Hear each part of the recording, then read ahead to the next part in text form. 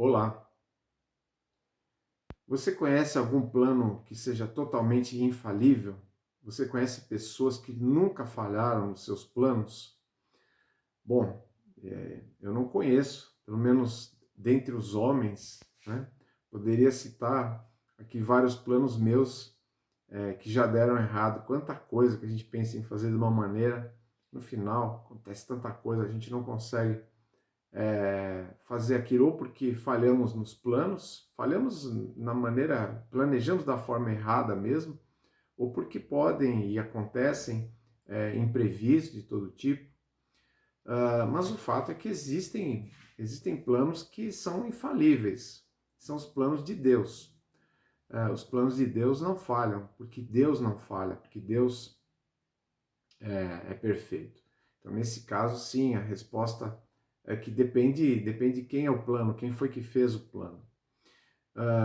Aqui em Romanos, a gente tem visto a vida do novo homem, entre tantas outras questões, né? Tantas riquezas que Paulo vem nos mostrando aqui. Esse novo homem, ele tem uma vida nova pela frente, todo um novo caminho a percorrer, mas nesse novo caminho ele tem lutas também, lutas novas inclusive, e essas lutas fazem parte da sua nova vida.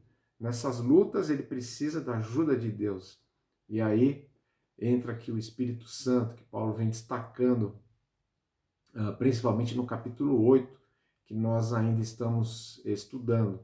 Nós vimos que o Espírito Santo ele ajuda a andar nesse caminho, ele ajuda na compreensão da paternidade de Deus, ele ajuda a orar, e tudo isso em meio ao mundo que se desmorona, né, que caminha aí para deterioração, nós mesmos, né, caminhando aí, envelhecendo, né, com as nossas dificuldades, com os nossos problemas, com as nossas limitações, fraquezas, em tudo isso, nós olhamos para frente, sabemos que temos um futuro garantido por Deus pela frente, mas temos que conviver com essa realidade. E nisso também o Espírito Santo nos ajuda. Na passagem que nós vamos ver hoje, Paulo vai nos falar um pouquinho mais sobre a perfeição desse plano de Deus, como ele está perfeitamente elaborado e como ele é um plano seguro e certo.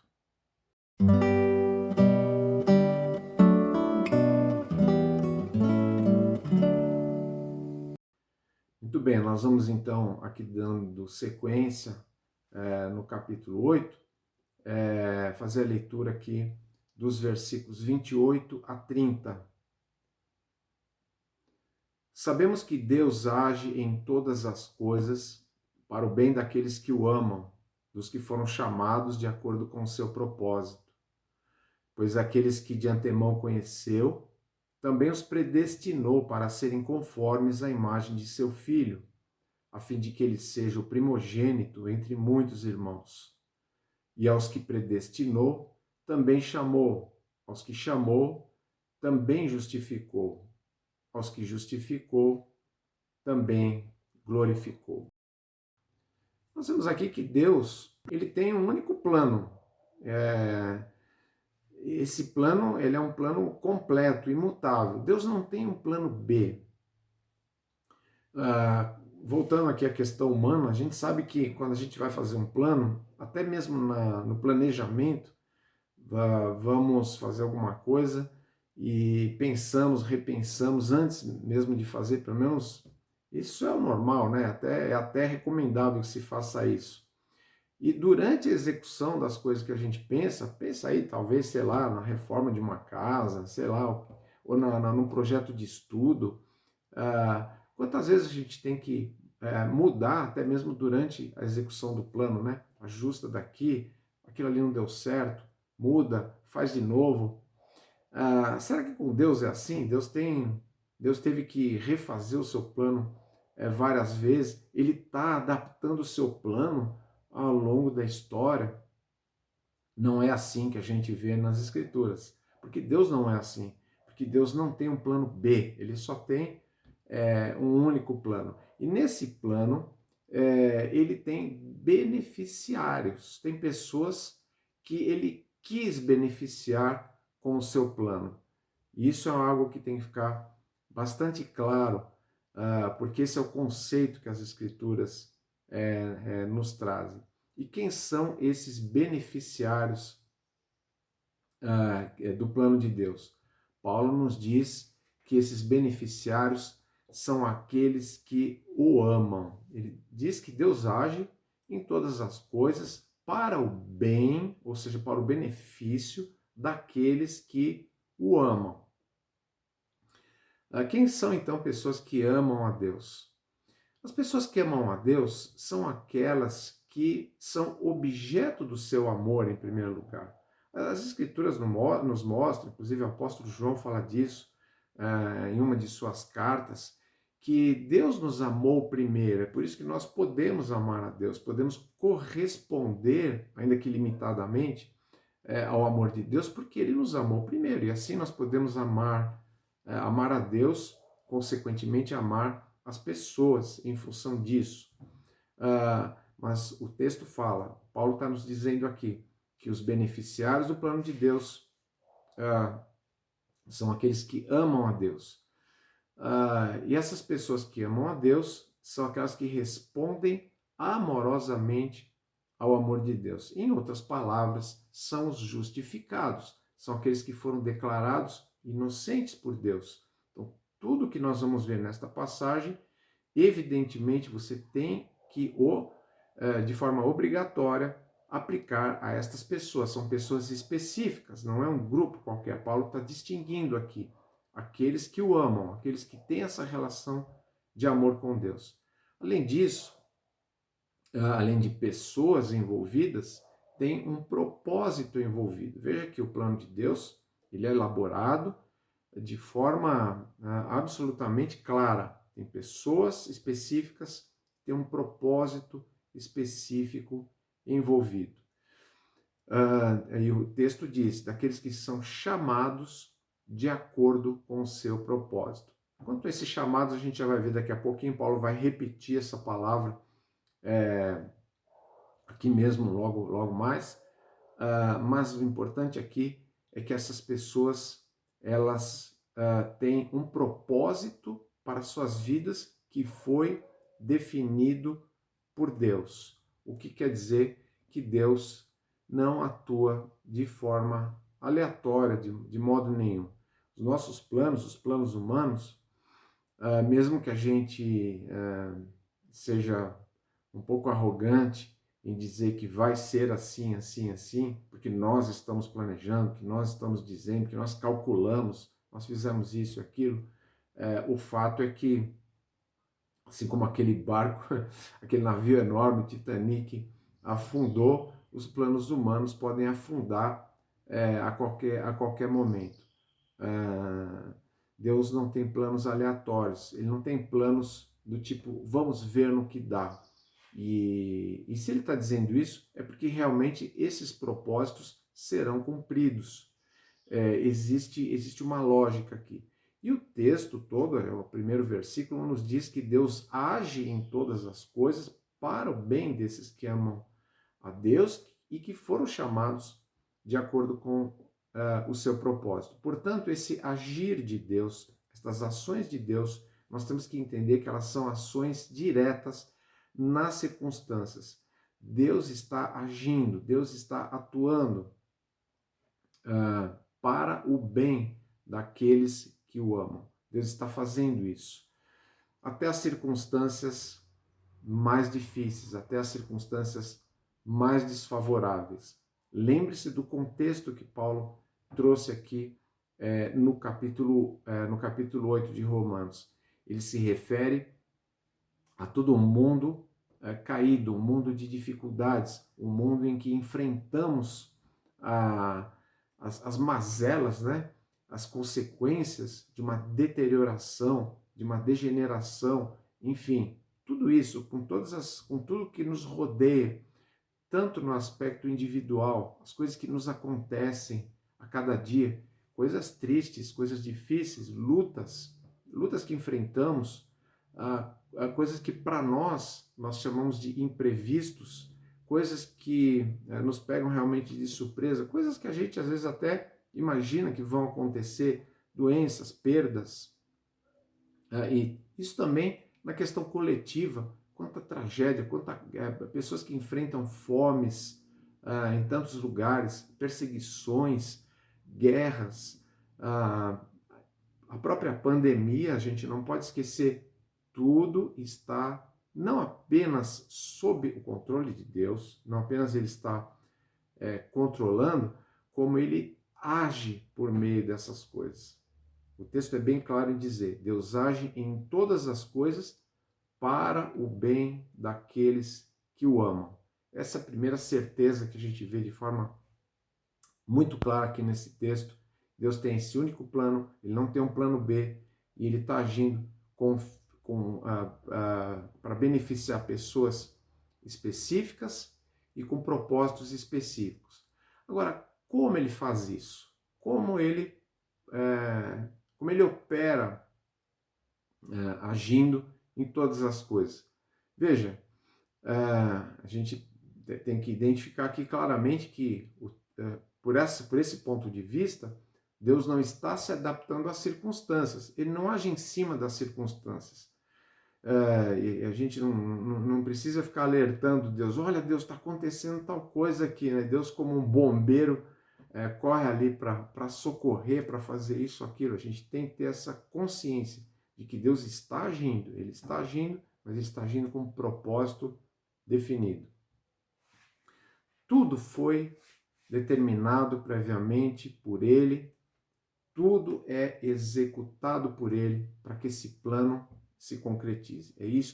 É dessa forma que Paulo explica como ele vai fazer. Ou seja, ele tem o controle sobre a execução do seu plano. Para que um plano dê certo de verdade, você precisa não apenas ter um planejamento perfeito, mas uma execução que dependa exclusivamente de você e de mais ninguém. E Deus tem esse controle, porque as coisas dependem dele. Muito bem, com isso em mente, Paulo nos diz, ele nos traz aqui a ideia de um pensamento em forma encadeada. O que é um pensamento em forma encadeada? São ideias ou conceitos ou realidades que estão presos uns aos outros, presas umas às outras. Tudo está amarrado, tudo está vinculado de forma muito firme, não apenas muito firme, mas de maneira absolutamente inseparável, inquebrável. Então, é como uma corrente que você tem vários elos ali, todos eles estão perfeitamente presos e a segurança é absoluta nesse sentido. É assim que Paulo nos mostra a ideia toda do que está por trás desse propósito, dessa circunstância que Deus está usando. E ele diz, no versículo 29, pois aqueles que de antemão conheceu, esse é o primeiro elo aí. O primeiro elo é que Deus estabeleceu um vínculo, Deus conheceu.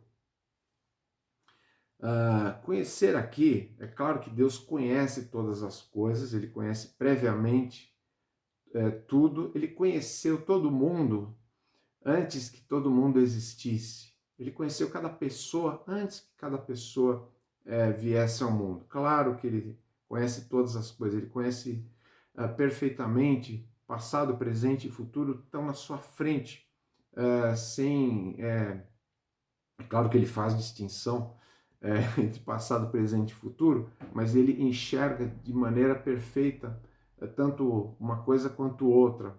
Mas o texto ele não está dizendo aqui apenas da ciência de Deus, do conhecimento de Deus sendo prévio, a presciência no caso, né? O texto não está falando apenas sobre isso. O texto está falando sobre um conhecimento específico, um vínculo. É nesse sentido que muitas vezes a Escritura coloca a palavra conhecer, o termo conhecer. O termo conhecer tem algumas conotações diferentes na Escritura.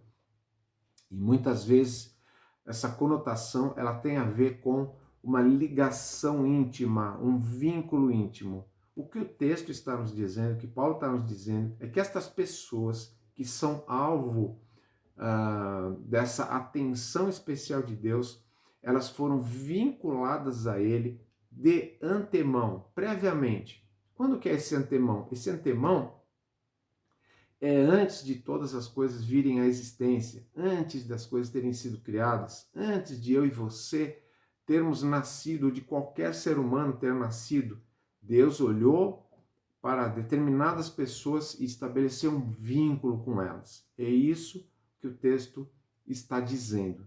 Deus as conheceu de forma muito particular, previamente. E que mais?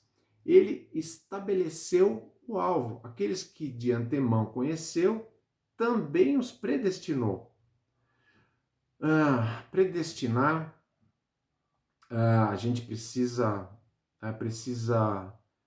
compreender essa palavra, uma palavra que causa um certo pânico aí, muitas vezes nas pessoas. Tem gente que fica toda arrepiada ao ver essa palavra na Escritura e tenta por todos os meios tirar a força do termo, que precisa ser forte. O termo está aí porque é esse mesmo, e ele não precisa de nenhuma ginástica especial para ser compreendido.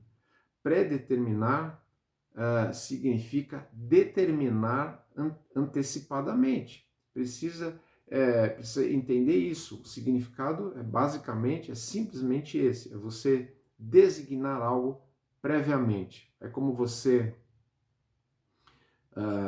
vai numa loja, compra algum objeto ali e você está designando. Você, antes mesmo de ter ido na loja, você já sabia para que você ia usar aquele objeto. Você predeterminou que ele seria usado para certa tarefa, para certa utilidade. É assim que funciona a palavra, apenas e tão somente isso.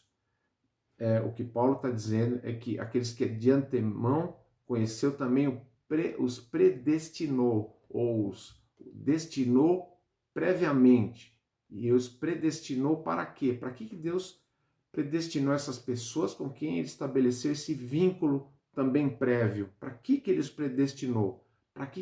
Qual foi o alvo que ele estabeleceu para essas pessoas? O alvo que ele estabeleceu, ele continua aqui no versículo 29, para serem conformes à imagem de seu filho, a fim de que ele seja o primogênito entre muitos irmãos. Qual é então o projeto? Para que estão predestinadas estas pessoas? Para que se conformassem à imagem de Jesus Cristo, o Filho de Deus, o primogênito Filho de Deus. O irmão é como o irmão mais velho, aquele irmão que se imita, né? Aquele irmão que a gente quer fazer as coisas igual, temos aquele irmão ali como referência. Essa ideia, a ideia de que Jesus Cristo, como um irmão mais velho, primogênito, afinal, Paulo já falou aqui da adoção no capítulo 8, né? Nós somos filhos adotados por Deus, estes que são alvo aqui de todo este assunto que Paulo está trazendo. Somos filhos adotados, e adotados fomos predestinados para sermos conformados à imagem de Jesus Cristo, para sermos como Ele. Em que sentido? Sermos Deus como Ele? Não. Termos o caráter em muitas questões e em muitas características semelhante ao dele. A nossa vida espiritual ser inspirada nele, nosso modelo de caráter ser o modelo dele. Mas é mais do que isso. A ideia aqui que Paulo está trazendo tem toda uma ideia de futuro, e isso Paulo ainda vai completar no restante do texto aqui, porque ele ainda vai terminar os elos aqui dessa corrente. Deus estabeleceu o vínculo, ele estabeleceu o alvo, ele estabeleceu também o alcance, pois Paulo diz que esses que Deus que Deus conheceu e que ele predestinou, ele também chamou. Veja, Deus chama as pessoas. Isso é maravilhoso de se saber. Deus chama as pessoas. E como Deus faz isso? Deus chama as pessoas, em primeiro lugar, por meio do Evangelho. Deus chama as pessoas por meio da sua palavra, da transmissão do Evangelho. Ele usa pessoas para isso. Ele não usa qualquer outro meio. Ele usa a palavra pregada, a palavra proclamada, o Evangelho transmitido por pessoas, por seres humanos. Ele designou, ele quis que fosse assim. Esse é um chamado que a gente poderia chamar, chamar um chamado um pouco estranho, né? A gente poderia designar esse chamado de um chamado externo, aquele que você ouve, e tem que haver o chamado externo, mas o texto aqui ele tem a ver com algo além disso. Não tem só aqui o chamado externo, tem o chamado interno, porque toda a cadeia, ela está falando aqui de algo que acontece de uma forma muito, muito real dentro da pessoa. Faz parte da sua realidade espiritual. Portanto, não é apenas ouvir, porque muita gente ouve o Evangelho, mas não crê no Evangelho. O fato aqui é que existe um chamado interno. É aquele chamado em que Deus, dentro do coração, dentro da alma da pessoa, no seu íntimo, ele diz: vem, estou te chamando, né? Nos termos do Evangelho, a pessoa é, por assim dizer, convocada a ir até ele. Esse é o chamado que Paulo está falando aqui. E Deus providenciou isso, providenciou para que essas pessoas, um dia, na sua vida, ouvissem o Evangelho e crescem nele, atendessem a esse chamado de Deus. Ele estabeleceu o vínculo, ele estabeleceu o alvo, ele estabeleceu o alcance, ele estabeleceu também o status, pois Paulo diz que aqueles que foram, aqueles a quem ele chamou, ele também justificou. Veja que o chamado realmente tem que ser interno, porque só é justificado aquele que atende ao chamado de uma forma real, de uma forma realmente interna, não apenas alguém que levantou a mão, alguém que seguiu aí uma campanha, etc. Não, é alguém que realmente creu e agora por isso é justificado. Aliás, justificação, tema central da carta, né? Aquilo que a gente já vem falando tanto, né? A gente não precisa nem se estender muito aqui, mas o fato é que o que Paulo está dizendo é que quando Deus chama interiormente, ele já tem como propósito, isso já está amarrado ali de que a pessoa também é justificada, é automático, uma coisa está ligada à outra, porque é a fé dela em Jesus Cristo que traz essa justificação, essa declaração de que essa pessoa é justa, essa consideração, essa atribuição, imputação de justiça a essa pessoa. Isso acontece quando ela é chamada e, obviamente, ela vai atender a esse chamado. Ele estabeleceu o vínculo, o alvo, o alcance, o status de justificado, mas de uma forma maravilhosa, a cadeia que ela termina com a esses que ele justificou, ele também glorificou. Deus também glorificou essas pessoas. Glorificou como? Glorificou aqui agora? Não, ele glorificou com uma glorificação que vai se efetivar lá na frente, lá no futuro, após essa vida. Mas então por que tá no passado? É porque para Deus isso já é tão concreto, já é tão seguro e tão certo que é como se já tivesse acontecido. É porque vai acontecer com toda certeza. Esse futuro ele é tão certo como o presente. Isso é tão certo como nós estamos aqui e agora, vivendo este momento. Assim como nós estamos vivendo agora, esse futuro, essa glorificação, que é uma espécie de complemento daquilo que Paulo disse, né, de ser conforme à imagem de Jesus Cristo. Essa conformidade à imagem de Jesus Cristo, ela não é apenas a conformidade ao caráter de Jesus Cristo, a sua moral perfeita, né? Um dia seremos moralmente perfeitos. Enquanto isso, estamos aqui sendo trabalhados por Deus, né? Moldados por Ele, por assim dizer. Mas haverá um dia em que seremos moralmente perfeitos, seremos pessoas realmente boas e sem maldade, sem pecado. Um dia, lá no futuro, seremos assim, mas teremos também corpos glorificados, o corpo da ressurreição, conforme Jesus Cristo, conforme o ressurreto dentre os mortos, o primogênito também dentre os mortos, que é Jesus Cristo. Deus providenciou esse futuro glorioso, ele é certo, ele é garantido. Todos esses elos da corrente, eles estão amarrados de eternidade a eternidade. Veja que tudo começa antes do tempo e tudo se concretiza depois do tempo. Aliás, é bom você pensar nisso. O tempo tem um tempo para existir. O tempo nem sempre existiu e haverá a época, né? Chegará o momento, vamos dizer assim, em que o tempo também novamente deixará de existir, porque haverá a eternidade. E todo o plano de Deus, ele está concebido por toda a eternidade, antes e depois do tempo. Tudo isso é certeza ancorada em Deus, certeza firmada em Deus. É Ele quem realiza.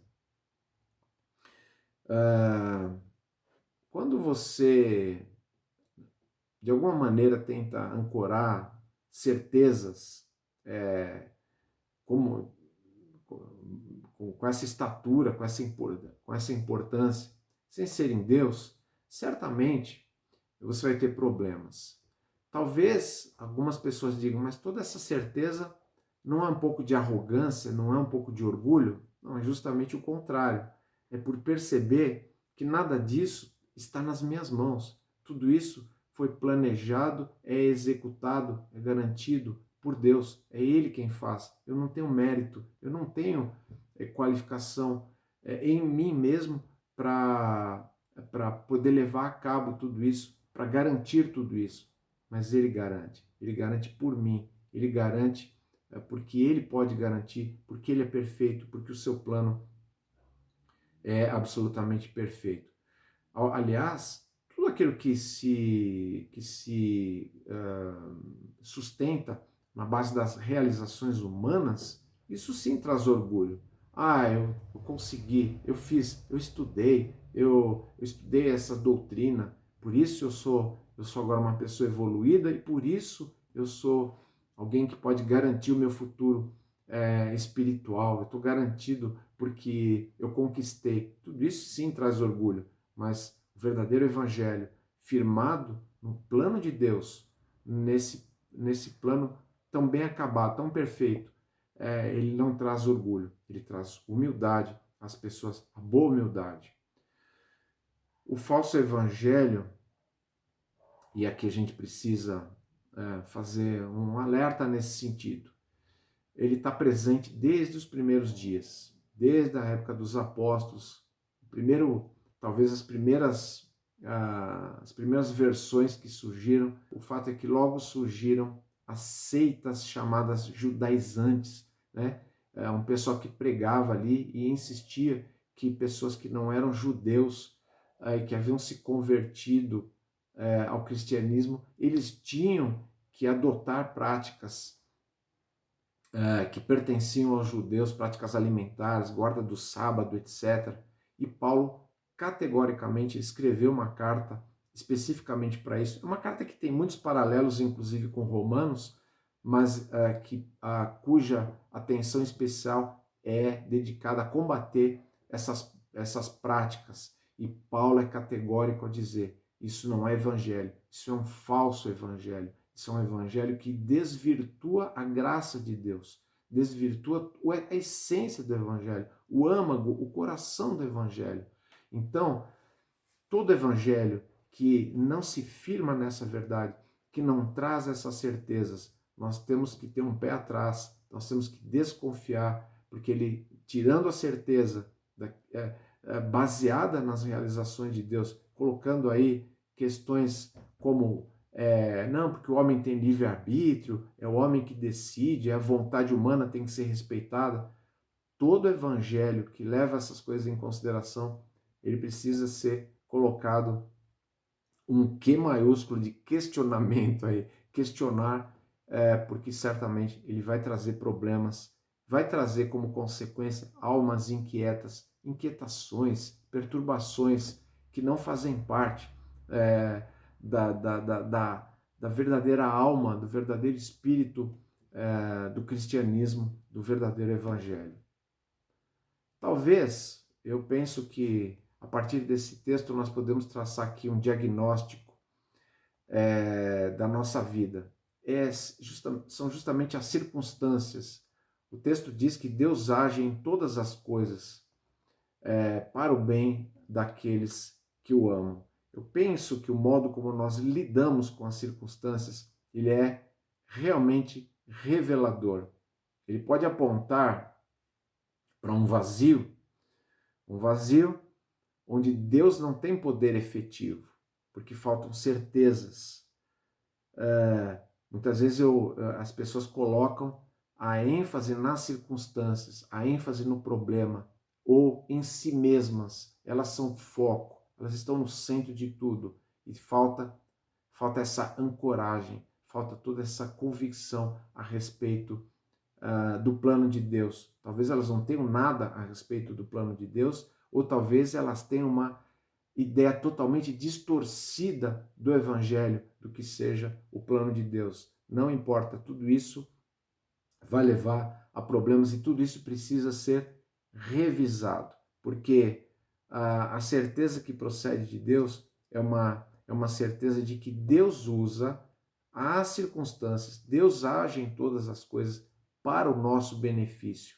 Essa é a certeza daquele que é justificado, daquele que foi declarado inocente por Deus, daquele que está dentro dessa atenção de Deus e que se vê dentro desses elos, vê que a sua vida ela está presa nesses elos de segurança, de força, de um plano perfeito, que é o plano de Deus. Isso sim é vida consistente, é isso que realmente nos dá a força que nós precisamos para vencer as batalhas do dia a dia, não porque somos poderosos, porque vamos dizer que vamos pisar a cabeça do dragão, coisas desse tipo, mas porque vencemos com a nossa convicção, a nossa certeza de que Deus muitas vezes permite coisas ruins e Ele até age através das coisas, por mais desagradáveis que sejam, para o bem daqueles